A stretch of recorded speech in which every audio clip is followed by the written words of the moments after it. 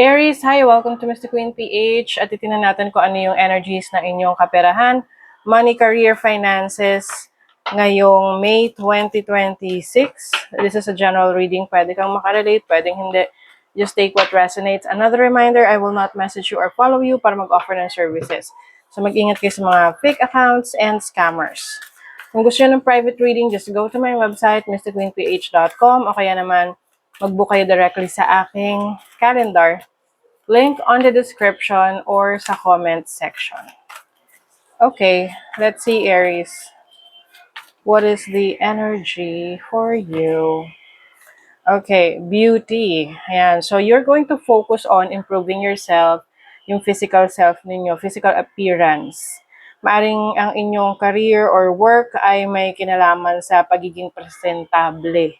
Oo. Or yun din yung way nyo to improve your career or your business. Kasi 'di ba, syempre aminin na natin na mas presentable, no, mas maganda yung opportunities na na-attract natin. So, some of you, yan yung strategy ninyo, or you will just focus more on how to improve your life. Ayan, through your physical appearance or physical self. Now, also, meron din ditong harvest. So, ito yung mga ani. Aanihin mo. So, May 2026 for you is a time to harvest yung mga pinaghirapan mo, tinanim mo, pwedeng literal. You're into agriculture, pagtatanim, nandiyan yung business mo. And also yung work na in-effort mo sa career path mo, and you will see the results now. Nakikita mo na yung bunga ng mga pinaghirapan mo. You also have romance. I feel like itong romance na to is about love para sa sarili mo, love para sa career mo, love para sa business mo, or so kung ano pa mang source of income mo. You want to fall in love, or you are in love with your career, with your business, whatever source of income or anything that you value right now. Okay, let's see. Praying mantis, this is meditation, internal wisdom. Maaring merong kang minamanifest about your career, your business, your finances. And I think mas seryoso ka ngayon na i-manifest whatever you want. And being patient, no? Some of you, patient kayo sa mga gusto nyong ma-achieve, na alam nyo na meron kayong kailangan pagdaan ng proseso bago nyo yun makuha. And some of you are grateful for the blessings na natatanggap nyo, especially that nagbubunga na yung mga pinaghirapan nyo. You also have gazelle. So this is change in direction. Maaring meron kang bagong plano, bagong mga goals or gustong gawin sa trabaho mo, sa career mo. Pwedeng pagbabago ng industry na pinagtatrabahuhan, ibang company, or literally ibang career path. Okay? So, maaring you are also considering that change. Mas nagiging flexible ka. Kumbaga, hindi mo lang ina-identify yung sarili mo sa isang area or genre or isang field ng work. Open ka sa mga iba't ibang paraan para kumita ng pera. Elephant, ayan. So, pagiging majestic and regal. So, I really see you na reinventing yourself to become more attractive or more presentable, and yun kasi mas magbibigay sa'yo ng confidence, no? Sa trabaho mo, sa career mo, sa business mo.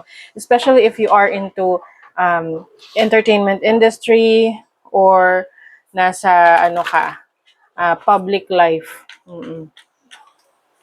Let's see what else for your kaperahan. Money, career, finances for Aries. You have the Ace of Pentacles. So this is new beginning, new source of happiness pagdating sa pera. Maaring nagsisimula ka ngayon magnegosyo, nagsisimula sa trabaho, or maaring meron ka ngayong itinatanim na bagong punla para sa iyong pagkakakitaan. Oh, you have the Sun. This is confidence. Now, speaking of confidence, Like what I mentioned kanina, kung ano yung mga i-improve mo sa sarili mo, pwedeng physical man yan, mentally, emotionally, na mga areas of your life. This will bring you confidence. Kasi alam mo na meron kang ibubuga. Kumbaga, meron kang abilities na-improve mo na, and that will attract more opportunities para sa iyo. Oh. You have the Eight of Pentacles, you're going to work, busy. Busy ang May para sa iyo. This is mastering a craft. Pwedeng may pag-aaralan ka rin. Itong, para kasi itong nagsisimula na magnegosyo, no? Na sa pagsisimula mo, sinasabay mo rin yung pag-aaral mo doon sa negosyo na yon, inaalam mo yung mga pasikot-sikot, and willing ka na i-commit yung sarili mo doon at magbigay at maglaan ng oras. Wow, ayan, the Chariot. So this is success for you. Oh my God, Aries. So the Chariot is about triumph.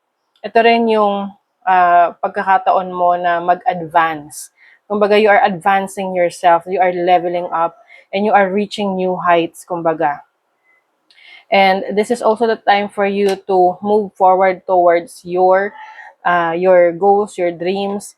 And I think, no, some of you, pwede rin on the physical or sa material world, some of you are buying a new car or getting a new property, or may mga travel opportunities rin kayo para sa expansion ng knowledge ninyo. Let's say, pupunta kayo sa isang lugar para may matutunan doon sa interest ninyo. Okay? Let's see what else. Kaperahan, money, career, finances for Aries. Kung may naririnig kayo maingay sa background, pasensya na. Yan ay aking anak na minsan kapag nanonood siya ng TV sa baba, na-excite siya. So, na-excite siya para sa inyo, Aries. Sa mga blessings na parating sa inyo. Okay, what else? Pay attention to your dream time. Messages of guidance are drifting in. So, mapapansin nyo ngayon, mas madalas kayong managinip or may mga naaalala kayo sa mga napapanaginipan ninyo. Maaring ito yung dream life ninyo, or may nakikita kayong mga messages or mga signs sa panaginip ninyo. So, pay attention to that. Maaring dyan nakikipag-communicate sa inyo mga spirit guides ninyo about yung mga guidance or messages na kailangan nyong malaman about your career or your finances.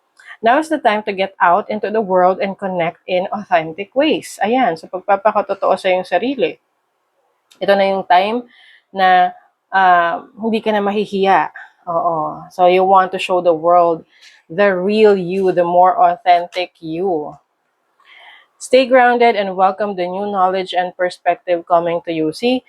So ito yung sinasabi ko sa inyo na bagong knowledge, kaalaman, abilities na part ng improvement ninyo that will definitely attract new opportunities in your career or business. Ayan. So that is your reading, Aries. Thank you so much. See you again.